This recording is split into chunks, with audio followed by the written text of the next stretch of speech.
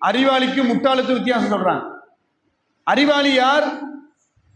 இந்த உலக வாழ்க்கையில வாழும்போது எந்த மனிதன் மறுமைக்காக நன்மையை தேடுகிறானோ, மறுமைக்காக சம்பாதிக்கிறானோ அவன் அறிவாளி.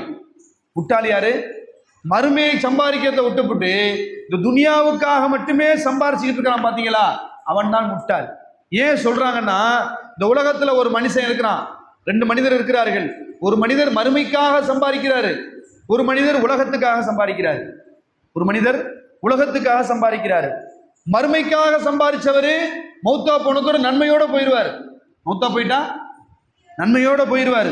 இந்த உலகத்துக்காக சம்பாதிச்சவரு மௌத்தா போயிட்டா வெறுங்கையோட தான் போயாகணும். யாராவது கொடுப்பாங்களா? தங்கத்தால போட்ட பல்லா இருந்தாலும் பல்லையும் பிடிக்கிட்டு விட்டுருவாங்க. குளிப்பாட்டும் போது தங்க பல்ல பிடிங்கிருங்க. என்னது கடவாப்பல்ல தங்கம்மா போட்டிருக்காரு, அதை பிடிங்கிருங்க. பல்லா இருந்தாலும் சரி, கையில போட்டிருக்க மோதிரமா இருந்தாலும் சரி, உருவிக்கிட்டு தான் 10 ரூபாய் உள்ள விட மாட்டான். எத்தனை கோடி சம்பாதிச்சாலும் சரி, இவர் உலகத்துக்காக சம்பாரிச்சு கடைசியில் விட்டுட்டு தான் போக போறார். அதனாலதான் ரசூலா சொன்னாங்க, அறிவாளி என்பவன் யார்? மறுமைக்காக சம்பாரிச்சு எடுத்துக்கொள்ள கூட்டு போகக்கூடியவன்.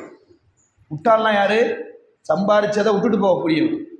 அப்ப அதனால அன்பானவர்களே, நம்ம வாழ்க்கையில என்ன செய்யணும்? அதுக்காண்டி உலகத்துக்கு நீங்க சம்பாதிக்கணும், மனைவி மக்களுக்கு சம்பாரிச்சு கொடுக்க கூடாதுன்னு சொல்ல வரல.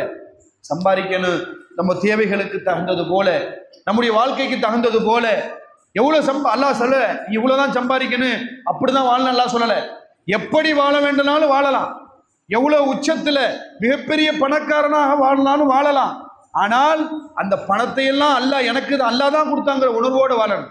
எந்த நிலைக்கு போனாலும் அல்லாஹ் அதுக்கு மேல கொண்டு போய் வைக்கணும். எந்த நிலைக்கு போனாலும், இத்தனை கோடி இருந்தாலும் இந்த கோடிக்கெல்லாம் மேல என் ரப்பு தான் பெருசு.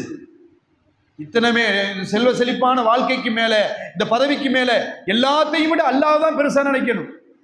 அப்படி நினைச்சு வாழ்ந்தா நம்ம என்ன செஞ்சிடலாம்? ஜெயிச்சிடலாம். அப்படி நம்ம என்ன செஞ்சிடலாம்? ஜெயிச்சிடலாம். நாம என் திறமையை கொண்டு, ஏன் புகழை கொண்டு, ஏன் பெருமையை கொண்டு தான் நான் சேர்த்தேன், ஏன் திறமையை கொண்டு தான் நான் சம்பாரிச்சேன் அப்படின்னு ஒரு மனுஷன் வாழ்ந்துட்டான்னு சொன்னா வாழ்க்கை என்ன ஆயிரும்? முடிஞ்சு போயிடுச்சு. ஒண்ணுக்கும் பிரயோஜனம் இல்லாம போயிடும்.